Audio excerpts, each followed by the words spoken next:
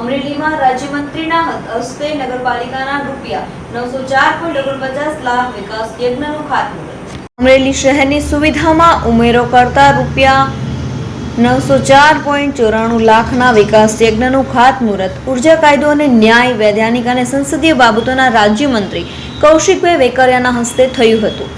શહેરના જયસિંહપુરા અને લાઠી રોડ વિસ્તારમાં સાંસદ ભરતભાઈ સુતરિયાની ગરિમામય ઉપસ્થિતિમાં યોજાયેલ ખાતમુહૂર્ત સમારોહમાં નગરપાલિકાના પ્રમુખ બિપિનભાઈ લીંબાણી સહિતના મહાનુભાવોએ ભૂમિપૂજન કર્યું હતું।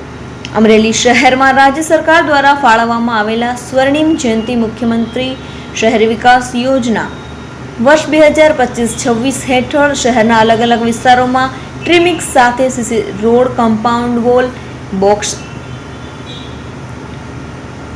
ક્લટ, wing wall, retaining wall, box drain, storm water, manhole frame cover સાથે મજબૂતીકરણ, footpath, tree plantation, grill, garden development, street light અને ડીઆઈ પાઇપલાઇનની કામગીરી કરવામાં આવશે।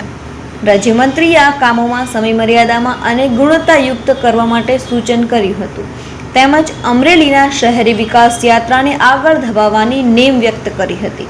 આ પ્રસંગે નગરપાલિકાના સભ્યશ્રીએ શહેરના અગ્રણીય પીપી સોજિત્રા, મેહુલભાઈ ધોરાજીયા, સંદીપભાઈ માંગરોળિયા, મૌલિકભાઈ ઉપાધ્યાય સહિત બોર્ડના સભ્યો, નગરપાલિકાના અધિકારીઓ અને નગરજનો ઉપસ્થિત રહ્યા હતા।